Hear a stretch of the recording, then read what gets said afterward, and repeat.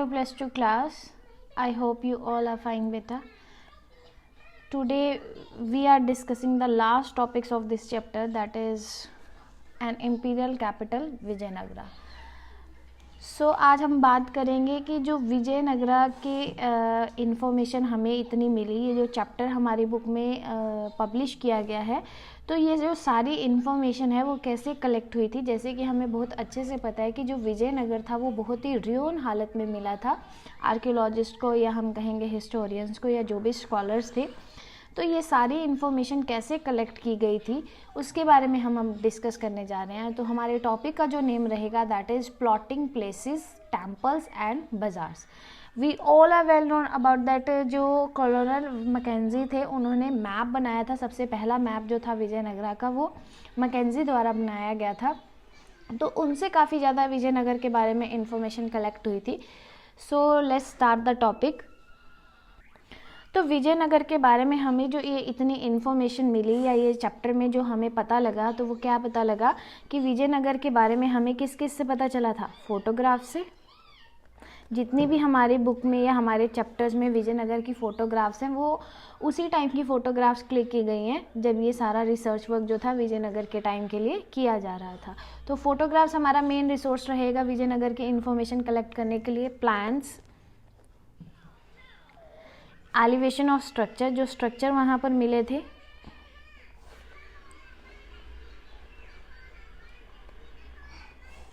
Sculptures.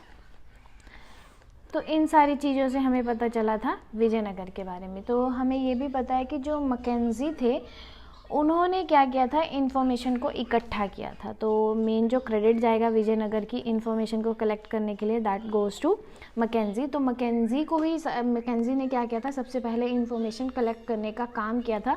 तो वो information इन्होंने 2 सोर्सेज से कलेक्ट की थी. हमने फर्स्ट टॉपिक में भी ये बात डिस्कस की थी. First is inscriptions. जो उन्हें वहाँ पर इंस्क्रिप्शंस मिले थे, उन्हें डिसाइफर करके जो इन्फॉर्मेशन इन्हें कलेक्ट की मिली उससे उन्होंने विजयनगर के बारे में लोगों को बताया था. तो फर्स्ट रहेगा हमारा inscription. And second one is tourist account. तो वहाँ के जो टूरिस्ट हुआ करते थे या ट्रैवलर हुआ करते थे उनकी बातों से या उनकी बुक से हमें विजयनगर के बारे में बहुत ज़्यादा जो मैकेंजी को इन्फॉर्मेशन कलेक्ट हुई थी. मैकेंजी ने जो इन्फॉर्मेशन कलेक्ट की थी वो 2 सोर्सेज से कलेक्ट की थी. First is inscription and second one is tourist account. तो ट्रैवलर्स की बुक्स में से या ट्रैवलर्स से बातें जानकर उन्हें विजयनगर के बारे में पता चला था.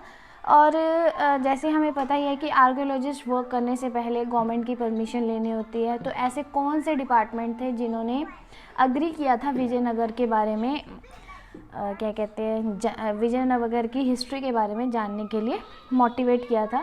तो ऐसे 2 डिपार्टमेंट सामने आए थे. एक तो ASI जो हमें पता ही है that is archaeological survey of India.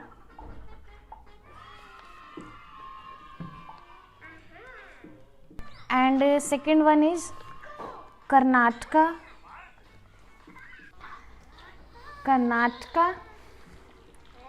Department of archaeology and museum. तो ये 2 डिपार्टमेंट ऐसे थे जिन्होंने विजयनगर की रिसर्च की थी या सर्च वगैरह की थी या हिस्ट्री जानने की कोशिश की थी. और 1976 में हम्पी हमें पता ही है विजयनगर को कहा जाता है. तो हम्पी को एक नेशनल साइट की इम्पोर्टेंस दी गई थी. क्या दी गई थी, नेशनल साइट की इम्पोर्टेंस दी गई थी. तो ये जो पॉइंट है कि कौन से डिपार्टमेंट ने मिलके विजयनगर की हिस्ट्री के बारे में जानने की कोशिश की थी. तो our answer should be archaeological survey of India and the Karnataka department of archaeology and museum. तो MCQ पॉइंट ऑफ व्यू से काफ़ी इंपॉर्टेंट क्वेश्चन बन जाता है हमारा यहाँ. और 1976 में यानी कौन से ईयर में हम्पी को नेशनल साइट की इम्पोर्टेंस दी गई थी. तो आर आंसर शुड बी 1976. तो MCQ पॉइंट ऑफ व्यू से ये चीज़ भी काफ़ी इम्पोर्टेंट रह जाएगी. तो 1980s के अर्ली टाइम पीरियड में क्या हुआ था, विजयनगर के लिए एक इम्पॉर्टेंट प्रोजेक्ट लॉन्च किया गया था. क्या किया गया था, इम्पोर्टेंट प्रोजेक्ट लॉन्च किया गया था और उस प्रोजेक्ट में ये कहा गया था या इस प्रोजेक्ट में ये वर्क किया गया था कि जो भी मटेरियल रिमेन्स मिले हैं या डॉक्यूमेंट मिले हैं विजयनगर से रिलेटेड, जो भी मटेरियल रिमेन्स मिले हैं या डॉक्यूमेंट्स मिले हैं उस पर डिटेल स्टडी की जानी चाहिए और काफ़ी एक्सटेंसिव और इंटेंसिव सर्वेस किया जाने चाहिए और काफ़ी टेक्निक्स को, रिकॉर्डिंग टेक्निक्स को यूज़ करके विजयनगर की हिस्ट्री के बारे में इलेबोरेट या एक्सप्लोर करना चाहिए। तो ये जो प्रोजेक्ट लॉन्च किया गया था, ये लॉन्च किया गया था 1980s में, या हम ये कह सकते हैं 1980s का जो अर्ली टाइम पीरियड था उसमें विजयनगर के लिए एक प्रोजेक्ट लॉन्च किया गया जिसमें विजयनगर की हिस्ट्री को एक्सप्लोर करना स्टार्ट कर दिया गया था। तो कम से कम 20 साल लग गए थे उन्हें, 20 साल लग गए थे स्कॉलर्स को विजयनगर की हिस्ट्री को कंपाइल करने में या विजयनगर की जो इन्फॉर्मेशन कलेक्ट की गई थी उस सारी चीज़ों को कंपाइल करने में। वो सारा का सारा काम लगभग 20 साल में हुआ था। तो अब तो हमने ये जाना कि विजयनगर की, जैसे जो हमें पता है कि विजयनगर रुइन हालत में मिला था, तो उससे रिलेटेड जो बातें हमें आज तक पता हैं या इस चैप्टर में हमें जो इतना कुछ पता चला विजयनगर के बारे में, उससे रिलेटेड सोर्सेज क्या थे, यानी ये जो सारी बातें हमारा चैप्टर डिफ़ाइन करता है वो कैसे पता चली। तो वो पता चली फोटोग्राफ से, प्लान से, एलिवेशन ऑफ स्ट्रक्चर से, स्कल्पचर से, और मैकेंजी ने जो इंस्क्रिप्शन और टूरिस्ट अकाउंट से जो इन्फॉर्मेशन कलेक्ट कर रखी थी उस चीज़ों से। तो आर्कियोलॉजी सर्वे ऑफ इंडिया और Karnataka department of archaeology and museum जो था, इन दोनों ने बहुत ज़्यादा कोऑर्डिनेट करके विजयनगर की हिस्ट्री को एक्सप्लोर किया था। 1976 में विजयनगर को या हम्पी को नेशनल साइट घोषित कर दिया गया था और 1980s का जो अर्ली टाइम पीरियड था जिसमें एक प्रोजेक्ट बनाया गया था और उस प्रोजेक्ट में ये कहा गया था जो रिमेन्स मिले हैं विजयनगर से रिलेटेड या डॉक्यूमेंट्स मिले हैं उसे और भी एक्सप्लोर करना चाहिए। और 20 साल लग गए थे विजयनगर की हिस्ट्री को जानने में। तो ये तो था कि सोर्सेज कि विजयनगर के बारे में कैसे पता चला। अब हम ये बात करेंगे कि विजयनगर, तो अब तक तो हमने ये जाना कि कैसे मतलब कहाँ से काम को कलेक्ट किया गया था, इन्फॉर्मेशन को कलेक्ट किया गया था। अब हम ये बात करेंगे कि वर्किंग की कैसे गई थी, कैसे इन्होंने छोटे छोटे इन्फॉर्मेशन को कलेक्ट करके कंपाइल किया था। जैसे हमें पता ही है कि जो विजयनगर की हालत थी वो बहुत ही खस्ता हालत मिली थी। तो जो आर्कियोलॉजिस्ट ने वर्क किया था वो कैसे किया था, उन्होंने वर्क को क्या कहते हैं स्क्वेयर्स में डिवाइड किया था, यानी जो भी उन्हें मैपिंग मिली थी उस मैपिंग को उन्होंने स्क्वेयर्स को टुकड़ों में बांट दिया था स्क्वेयर में। तो उन्होंने सेट ऑफ 20 स्क्वेयर्स बनाया था, 25 स्क्वेयर्स बनाए थे सॉरी। तो 25 स्क्वेयर्स बनाए थे, 25 स्क्वेयर्स यानी छोटे छोटे टुकड़ों में काम को डिवाइड कर लिया था। अब इस 25 स्क्वेयर को जो था उसको भी आगे सब डिवाइडेड कर दिया था। और फिर यही नहीं कि इन्होंने बस यहाँ तक डिवीज़न किया, बल्कि इन सब डिवाइडेड पार्ट जो था उसे फिर आगे उन्होंने सब डिवाइडेड किया था। अगर हम एग्ज़ाम्पल लें तो मान लो कि ये जो काम है ये इतना, ये विजयनगर का एरिया है, इन्होंने कैसे किया होगा, इन्होंने 25 स्क्वायर में ऐसे वर्क को डिवाइड किया। तो इन्हें कोड दे दिया गया था, जैसे अल्फ़ाबेटिकल कोड दे दिया गया था ABCDEF। तो अब ये जो A है, मान लो हमारे पास ये A आ गया, तो A को भी इन्होंने क्या कर दिया था स्क्वायर में डिवाइड कर दिया था। ठीक है, अब इसको यहाँ कोड दे देते, जैसे A1 हो गया, ये A2 हो गया, ये A3 हो गया, ये A4 हो गया। तो अब ये जो हमारे पास A1 आया, यही नहीं कि A1 आया जो हमारे पास, ये नहीं कि सिर्फ इन्होंने A1 को A1 ही रहने दिया, A1 को भी इन्होंने आगे क्या कर दिया डिवाइड कर दिया, सब डिवाइडेड कर दिया। जैसे ये A1 हमारे पास पीस आया तो उसको भी उन्होंने आगे स्क्वायर में डिवाइड कर दिया। तो इस तरह से उन्होंने काम को सब डिवाइडेड किया और फिर आगे सब डिवाइडेड किया। तो A1 का जो ये हो गया A11 हो गया, फिर A12 हो गया, फिर A13 हो गया। तो इस तरह से उन्होंने पार्ट्स में डिवाइड करके विजयनगर की स्टडी की और उससे रिलेटेड इन्फॉर्मेशन को कलेक्ट किया गया था। एक बार फिर से बता देती हूँ कि कैसे उन्होंने वर्किंग की थी। उन्होंने वर्क को 25 सेट ऑफ स्क्वेयर्स में डिवाइड कर लिया था, यानी जो पोर्शन था उसे 25 सेट ऑफ स्क्वेयर्स, सपोज करो कि ये विजयनगर है, इसे 25 सेट ऑफ स्क्वेयर्स में 25 टुकड़ों में बांट दिया गया था, बराबर बराबर के टुकड़ों में बांट दिया गया था। फिर एक एक सेट को इन्होंने आगे डिवाइड कर दिया। तो सपोज़ ये हमारे पास A सेट आ गया, तो A सेट को भी इन्होंने आगे स्क्वेयर्स में डिवाइड कर दिया। ठीक है जी। तो फिर इसे भी इन्होंने कोड दे दिया। तो यहाँ पे आ गया, जैसे हम मान लेते हैं A1 आ गया या A2 आ गया, ये A3 आ गया।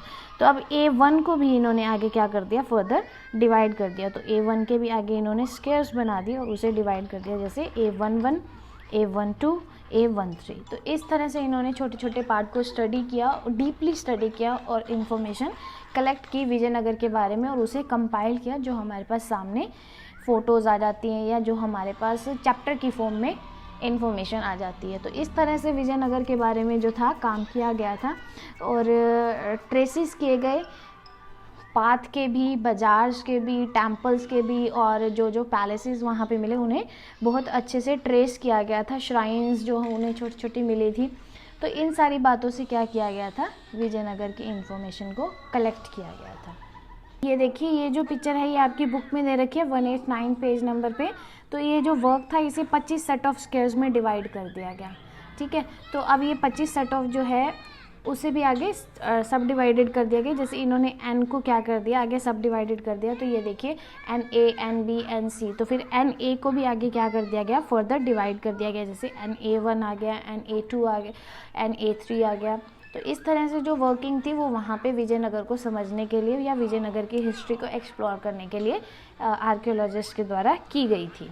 और जो पिलर्स मिले थे, जो रिमेन्स मिले थे, उनसे वहाँ की मार्केट के बारे में या थ्राइविंग मार्केट्स के बारे में वहाँ पर पता चला था। तो विजयनगर की जो हिस्ट्री को एक्सप्लोर करने के लिए लोगों की हेल्प लगी थी, यानी जिन लोगों ने अपना कंट्रीब्यूशन दिया था इस चीज़ को कंपाइल करने में, तो वो लोग थे, first is John M Fritz. तो ये भी MCQ पॉइंट ऑफ व्यू से काफ़ी इम्पोर्टेंट नाम रहेंगे, John M Fritz. Second one is George Michael.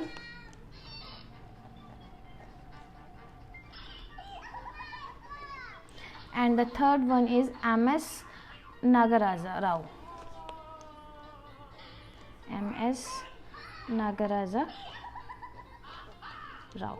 तो ये ऐसे लोग थे जिन्होंने बहुत वर्क किया था, काफ़ी सालों तक काम किया था और विजयनगर की मॉन्यूमेंट्स को स्टडी किया था। जैसे इन्होंने विजयनगर के बारे में बताया, तो इन्होंने ये बताया कि जब इन्होंने स्टडी शुरू की थी तो जो वुडन आर्टिकल्स थे, क्या थे, वुडन एलिमेंट्स या हम कहेंगे वुडन आर्टिकल्स जो थे वो वहाँ से वैनिश हो चुके थे, यानी गायब हो चुके थे। अब इन्हें कैसे पता चला कि वो वहाँ से वैनिश हो चुके थे? हो सकता है कि इन्हें छोटे छोटे रिमेन्स उनके मिले हों, जिससे उन्होंने आइडिया लगाया हो कि इसका जो बाकी का पार्ट है वो वैनिश्ड हो चुका है।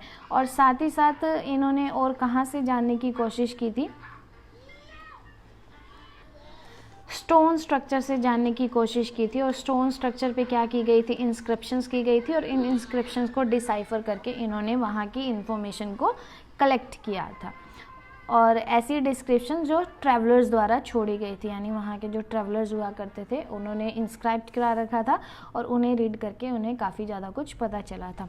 तो वुडन आर्टिकल्स में ऐसी कौन कौन सी चीज़ें आ गई, जैसे कॉलम्स हो गई, ब्रैकेट्स हो गई, बीम्स हो गई, सीलिंग्स हो गई, ओवरहैंगिंग ईव्स हो गए, टावर्स हो गए। तो इनके वो क्या मिले थे, रिमेन्स मिले थे, यानी ये पर्टिकुलर आर्टिकल नहीं मिला था, जिससे इन्होंने ये पता लगाया कि जो वुडन आर्टिकल्स थे वो लगभग वहाँ से वैनिश हो चुके थे। और स्टोन स्ट्रक्चर, यानी इनसे इन्होंने आइडिया तो लगा लिया कि विजयनगर के अंदर कैसे इन चीज़ों को बनाया गया था। और स्टोन स्ट्रक्चर से जो ट्रैवलर्स द्वारा इंस्क्राइब किए गए थे उनसे इन्होंने काफ़ी ज़्यादा इन्फॉर्मेशन कलेक्ट की थी और वो सारे की सारी इन्फॉर्मेशन जो है हमारे चैप्टर में डिस्क्राइब की गई है। सो यही आज का टॉपिक था। अब बहुत ही इम्पॉर्टेंट और MCQ पॉइंट ऑफ व्यू से काफ़ी 3-4 क्वेश्चन जो हैं इस टॉपिक में से निकल जाते हैं। अब कुछ एक छोटा सा टॉपिक है जो बिल्कुल भी इम्पॉर्टेंट नहीं है, लेकिन हमें पता होना चाहिए क्योंकि it is also a part of our syllabus. So we are going to discuss our last topic, that is questions in the search of answers. बहुत सारे क्वेश्चंस अराइज हुए थे आंसर्स की सर्च में, यानी इसके जो जवाब हैं वो अभी भी पेंडिंग हैं। तो ऐसी कौन सी बातें हैं जो अभी भी अधूरी हैं विजयनगर के बारे में? तो सबसे पहला जो क्वेश्चन अराइज हुआ वो हुआ बिल्डिंग से रिलेटेड, कि जो बिल्डिंग का आर्किटेक्चर था वो बहुत ही अमेजिंग था। तो कौन सी टेक्निक्स को यूज़ करके ये जो बिल्डिंग है वो कंस्ट्रक्ट की गई थी, कौन सा मटेरियल यूज़ किया गया था, ये कैसे बिल्ड किया गया था, ये जो क्वेश्चन है वो अभी भी क्वेश्चन मार्क में है, यानी इसका अभी भी इतना अच्छे से पता नहीं चल पाया था। और ये इस बिल्डिंग को कंस्ट्रक्ट करने के पीछे क्या पर्पस था, तो ये सिर्फ एक आइडिया लगाया गया हिस्टोरियंस के द्वारा, जैसे हमें पता चला फोर्टिफिकेशंस का। ठीक है, फोर्टिफिकेशंस मीन्स बड़ी बड़ी दीवारों से बाउंड्री बना रखी थी, तो उससे ये पता चला था कि जो बिल्डिंग्स बनाई गई थी मेनली डिफेंस पर्पस से बनाई गई थी, या हम कहेंगे मिलिट्री पर्पस से बनाई गई थी, यानी सेफ्टी के लिए बनाई गई। ऐसे हो सकता है कि उस टाइम पे आक्रमण या अटैक्स वगैरह बहुत ज़्यादा किए जाते थे, इसलिए डिफेंस पर्पस से फोर्टिफिकेशन किया गया था। तो ये जस्ट एक आइडिया है, क्लैरिफिकेशन अभी भी नहीं है इस बात से रिलेटेड। और साथ ही साथ जो और क्वेश्चन है वो ये है कि जितनी भी इन्वेस्टिगेशन हुई है उस इन्वेस्टिगेशन में ये नहीं पता चला कि वहाँ के जो ऑर्डिनरी पीपल थे, यानी जो प्रजा थी, उनकी लाइफ कैसे थी, यानी ऑर्डिनरी लाइफ वहाँ की कैसे हुआ करती थी, सिटी कैसे दिखा करती थी। क्योंकि यहाँ पे मेनली हमने बात की कुछ प्लेसेस के, जैसे रॉयल सेंटर हो गया, सेक्रेट प्लेसेस हो गया और पैलेसेस हो गया, और हमने ये बात की, लेकिन हमने ये बात नहीं की जो जनता थी, जहाँ वो वहाँ की जो पब्लिक थी उनके घर कैसे हुआ करते थे। तो ऐसा इन्वेस्टिगेशन में कोई भी प्रूफ नहीं मिला था। आउटस्कर्ट सिटी का जो आउटस्कर्ट था यानी बाहरी इलाका था वो कैसे दिखता था, तो इससे रिलेटेड भी कोई भी इंफॉर्मेशन कलेक्ट हिस्टोरियंस, आर्कियोलॉजिस्ट या स्कॉलर्स नहीं कर पाए।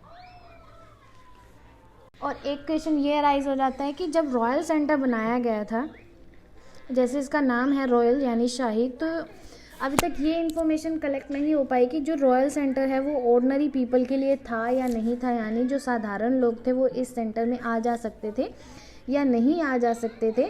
इसके बारे में भी अभी डाउटफुल ही है सारा कुछ। तो इससे रिलेटेड कोई भी इन्फॉर्मेशन किसी को भी, यानी स्कॉलर्स को, आर्कियोलॉजिस्ट को या हिस्टोरियंस को नहीं मिली। और साथ ही साथ जो ये स्ट्रक्चर्स बनाए गए थे टेम्पल्स में, जैसे गोपुरम्स हो गया, मंडप्स हो गए, तो ये इसके पीछे का जो पर्पस है वो भी अभी तक क्लियर नहीं हो पाया। तो ये भी सारा क्या है, अभी मिस्ट्री में रह गया है, यानी एनिग्मा रह गया है। इससे रिलेटेड भी अभी सारे के सारे डाउट जो हैं वो पेंडिंग है। तो ये कुछ क्वेश्चंस हैं जिनके आंसर्स अभी तक सर्च में हैं, जिनकी कोशिश अभी की जा रही है। तो यहाँ जो है हमारा चैप्टर ख़त्म हो जाता है बिल्कुल। आई होप आपको चैप्टर समझ आया होगा, बहुत ही इंटरेस्टिंग और ईजी चैप्टर था ये। अपना ये जो चैप्टर है अपने नोट्स में और टॉपिक वाइज जो है जल्दी जल्दी कंप्लीट कर लें, सो दैट जो हम अपना नेक्स्ट चैप्टर है वो स्टार्ट कर पाएँ। आई होप आपको ये चैप्टर समझ आया होगा। After discussing the whole chapter, if you have any doubt please let me know, otherwise don't forget to do your work timely and don't forget to pray for everyone. See you in next video with new chapter. Till then, take care. Thank you.